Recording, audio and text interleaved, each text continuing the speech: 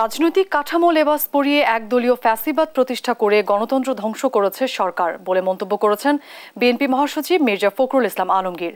বুধবার ডিআরইউ মিলনায়তনে ওয়ার্কার্স পার্টির ২০তম প্রতিষ্ঠাবার্ষিকী উপলক্ষে মতবিনিময় সভায় অংশ নিয়ে তিনি এ মন্তব্য করেন।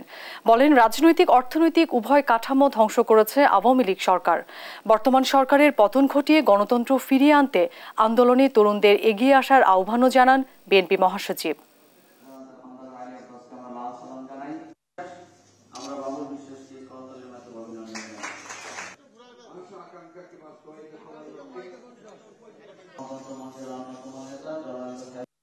এই সরকারের যে অপকীর্তি, এই অপকীর্তিগুলো এক কথায় বলে শেষ করা যাবে না, বা তার এই সর্বস্ব শেষ করা যাবে না।